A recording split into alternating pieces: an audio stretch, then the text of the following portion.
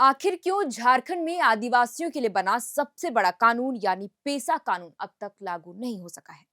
पेसा कानून को लेकर कब से मांग चल रही है। क्या है पेसा कानून और क्यों जरूरी है इसे झारखंड में लागू करना। इस कानून के आ जाने से क्या होगा और क्यों हमेशा से विपक्ष सरकार को घेरने का काम करते रही है। इस कानून को लेकर पेसा कानून को लेकर अब हाईकोर्ट ने भी राज्य सरकार को अल्टीमेटम देते हुए क्या कुछ कहा है और अब तक इस मामले में क्या क्या हुआ है, जानेंगे सब कुछ आज के इस वीडियो स्टोरी में विस्तार से। साथ ही आपको बताएंगे कि वे कौन से राज्य है जहां पेसा कानून लागू किया गया है। सबसे पहले हम बात करते हैं क्या है पेसा कानून। पंचायत अनुसूचित क्षेत्रों पर विस्तार अधिनियम 1996, जिसे आमतौर पर पेसा कानून कहा जाता है। पेसा कानून को आधिकारिक तौर पर पंचायत उपबंध अनुसूचित क्षेत्रों तक विस्तार अधिनियम 1996 के नाम से भी जाना जाता है। संविधान के भाग 9 में दिए गए प्रावधानों को अनुसूचित क्षेत्रों तक विस्तार देने या लागू करने के लिए दिसंबर 1996 में इस कानून को लाया गया था। अनुसूचित क्षेत्रों को संविधान की 5वीं अनुसूची में कई विशेष प्रावधान दिए गए हैं। ये प्रावधान अनुसूचित क्षेत्रों की कई मामलों में सुरक्षा और संरक्षण देते हैं। अनुसूचित क्षेत्र माने ऐसा इलाका जहां जनजातीय और आदिम जनजाति समुदाय के लोग रहते हैं। आसान भाषा में कहें तो ऐसा कानून जिसके जरिए आदिवासियों का जल, जंगल और जमीन पर अधिकार सुरक्षित किया जा सके। कानून जिसके जरिए आदिवासियों की परंपरा, संस्कृति, भाषा और परिवेश का संरक्षण किया जा सके। कानून जो बाहरी हस्तक्षेप से आदिवासियों के इकोसिस्टम को बचाए, और तभी हो सकेगा जब आदिवासी कानूनी और सामाजिक रूप से अपने फैसले खुद ले सकेंगे। आदिवासी तय कर सके कि उनके लिए क्या जरूरी है, अच्छा और लाभकारी है। कुल मिलाकर कहे तो पेसा कानून आदिवासी इलाकों में उनकी मरती पारंपरिक स्वशासन प्रणाली को दोबारा जीवंत करने की कोशिश है। भारत आजाद हुआ, संविधान लागू हुआ। 1992 में 72वें संविधान संशोधन द्वारा त्रिस्तरीय पंचायती राज व्यवस्था की शुरुआत हुई, लेकिन इसके बाद भी आदिवासी इलाकों में अलग व्यवस्था की मांग उठती रही, क्योंकि उनकी जीवन शैली, परंपरा, संस्कृति, अर्थव्यवस्था और सामाजिक तौर तरीका बाकी दुनिया से अलग है। और इसीलिए भी दिसंबर 1996 में पेसा कानून लाया गया। पेसा कानून आदिवासी इलाकों में लोगों को पारंपरिक ग्राम सभा के जरिए खुद का एक तरह से शासन करने का अधिकार देता है, क्योंकि झारखंड आदिवासी बहुल आबादी वाला राज्य है। यहाँ 32 प्रकार की जनजातियां रहती है। अधिकांश जनजातियां आजीविका के लिए जंगल से मिलने वाले उत्पादों पर डिपेंड रहती हैं। और 2011 की जनगणना के मुताबिक झारखंड में 26.2% जनजातीय आबादी है। और यह कानून अगर झारखंड में लागू हो जाता है तो अनुसूचित क्षेत्रों में पंचायतों को अपना अधिकार मिलेगा। बहरहाल, अब हम बात करते हैं कि हाईकोर्ट ने झारखंड सरकार से पेसा कानून पर क्या पूछ दिया है, जिससे यह मामला और भी तूल पकड़ने लगा है। दरअसल बीते गुरुवार को हाईकोर्ट में पेसा कानून लागू नहीं किए जाने के खिलाफ दायर अवमानना याचिका पर सुनवाई हुई, जिसमें चीफ जस्टिस तारलोक सिंह चौहान और जस्टिस राजेश शंकर की खंडपीठ ने राज्य सरकार से पेसा नियमावली अधिसूचित करने की सटीक समय सीमा बताने की, नियमावली कितने दिनों में तैयार कर लागू की जाएगी और इसकी पूरी जानकारी शपथ पत्र के रूप में कोर्ट में जमा करने को कहा गया है। राज्य सरकार की ओर से अब बालू और लघु खनिजों के आवंटन पर भी लगी रोक हटाने का आग्रह किया, लेकिन अदालत ने इसे खारिज करते हुए कहा कि जब तक पेसा कानून लागू नहीं किया जाएगा तब तक लघु खनिज पर लगी रोक जारी रहेगी। इस पूरे मामले की अगली सुनवाई की तारीख 17 दिसंबर को रखी गई है। हालांकि सुनवाई के दौरान सरकार की ओर से कहा गया कि पंचायती राज विभाग ने पेसा नियमावली का प्रारूप तैयार कर लिया है। संशोधित ड्राफ्ट दोबारा कैबिनेट को ऑर्डिनेशन कमेटी को भेजा है। मंजूरी मिलते ही कैबिनेट में पेश किया जाएगा। गौरतलब है कि आदिवासी बुद्धिजीवी मंच ने पेसा कानून लागू नहीं होने पर अवमानना याचिका दायर की है। 29 जुलाई 2024 को हाईकोर्ट ने जनहित याचिका पर सुनवाई करते हुए सरकार को 2 महीने के भीतर पेसा नियमावली अधिसूचित करने का आदेश दिया था। इसके साथ ही अदालत ने पेसा लागू होने तक बालू घाटों और लघु खनिजों के आवंटन पर रोक लगा दी थी। रोक के चलते राज्य के कई जिलों में चोरी का बालू बिकने की शिकायतें भी बढ़ी है। ये तो हमने पूरी बात बताई आपको कि पेसा कानून क्या है, इसके लागू होने से क्या होगा और ये क्यों जरूरी है।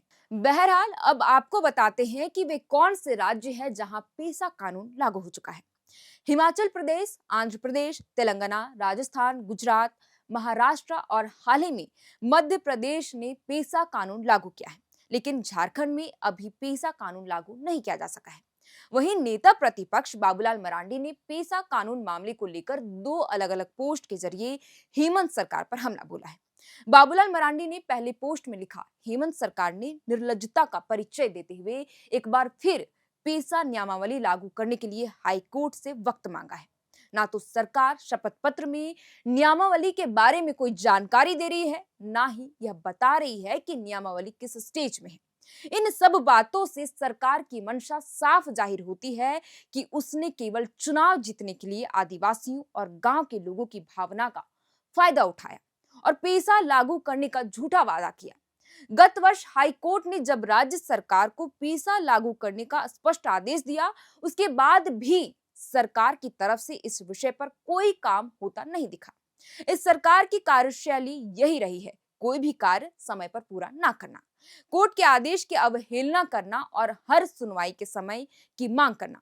या फॉलिंग गवर्नमेंट झारखंड के वर्तमान और भविष्य दोनों के लिए हानिकारक है। इसके अलावा बाबूलाल मरांडी ने दूसरे पोस्ट पर एक वीडियो साझा किया है, जिसमें उन्होंने अवैध बालू खनन को लेकर हेमंत सोरेन सरकार पर निशाना साधा है। उन्होंने आरोप लगाया कि पाकुड़ जिले में बालू माफिया खुलेआम अवैध खनन कर रहे हैं और यह सारा कार्य प्रशासन के संरक्षण में अंजाम दिया जा रहा है। आगे बाबूलाल मरांडी ने कहा कि यह स्थिति सिर्फ पाकुड़ की नहीं, बल्कि पूरे राज्य की है। जिस बालू पर ग्रामीणों का हक होना चाहिए था, उसे माफियाओं ने लूट का जरिया बना दिया है। उन्होंने गंभीर आरोप यह भी लगाते हुए कहा कि माननीय उच्च न्यायालय ने बालू खनन पर प्रतिबंध लगाया है, इसके बावजूद अवैध खनन हेमंत सोरेन की सीधी देखरेख में हो रहा है। बाबूलाल मरांडी ने प्रवर्तन निदेशालय यानी ईडी से इस मामले में हस्तक्षेप की मांग करते हुए आग्रह किया कि पूरे राज्य में सक्रिय बालू माफियाओं और उन्हें संरक्षण देने वाले अधिकारियों, सत्ताधारी नेताओं के नेटवर्क पर सख्त कार्रवाई की जाए। मतलब अब देखिए, एक तरफ हाईकोर्ट बालू और लघु खनिजों पर पूरी तरह रोक लगा कर रखा है, बावजूद इसके धड़ल्ले से अवैध तरीके से बालू बेची जा रही है। बहरहाल अब आपको बताते हैं कि पेसा कानून को राज्य में लागू करने के लिए अब तक क्या कुछ हुआ है। हेमंत सोरेन ने साल 2019 के विधानसभा चुनाव में अपने मैनिफेस्टो पर पेसा कानून लागू करने की बात कही थी, जिसके बाद सरकार सत्ता में आई तो हेमंत सरकार ने वर्ष 2019 और 2023 में पेसा नियमावली का ड्राफ्ट तैयार किया था, लेकिन उसे लागू नहीं किया गया। इसके बाद आदिवासी बुद्धिजीवी मंच की ओर से जनहित याचिका दाखिल की गई थी। हाईकोर्ट द्वारा आदेश देने के बावजूद नियमावली लागू नहीं होने पर मंच ने अवमानना याचिका दाखिल की है। बहरहाल हम इसी क्रम में आगे बढ़ते हैं। जून 2024 पूर्व मुख्यमंत्री चंपाई सोरेन के समय पंचायती राज विभाग ने पेसा नियमावली का ड्राफ्ट तैयार कर लिया था। इसमें कई प्रावधान किए गए। कानून में कहा गया था कि ग्राम सभा की बैठकों की अध्यक्षता मानकी मुंडा पहान या मांझी जैसे पारंपरिक प्रधान करेंगे। ग्राम सभा की सहमति के बिना जमीन का अधिग्रहण नहीं किया जा सकेगा। आदिवासी जमीन के खरीद फरोख्त के लिए भी ग्राम सभा की मंजूरी जरूरी होगी। यदि अनुसूचित क्षेत्र से पुलिस किसी व्यक्ति को गिरफ्तार करती है तो 48 घंटे के भीतर ग्राम सभा को सूचित करना होगा। ग्राम सभा आदिवासी जमीन वापस ले सकती है। ग्राम सभा में अन्न कोष, श्रम कोष और नगद कोष का गठन किया जाएगा। दान प्रोत्साहन राशि, दंड शुल्क, वन उपज, रॉयल्टी, तालाब, बाजार और सैरात से मिलने वाली राशि कोष में जमा होगी। ग्राम सभा अपने पास अधिकतम 10,000 रुपए तक की राशि रख सकती है, बाकी पैसे बैंक में जमा कराना होगा।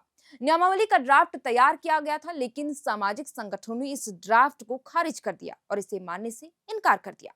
जिसके बाद हेमंत 2.0 की सरकार बनी तो एक बार फिर राज्य में पेसा लागू करने की कवायद तेज कर दी गई और पेसा नियमावली 2024 में ड्राफ्ट पर विस्तार से चर्चा की गई, जिसमें यह सुझाव दिए गए कि गांव स्तर पर अंतिम व्यक्ति से बात कर पेसा नियमावली तैयार की जाएगी, जो देश के लिए एक मिसाल बनेगा।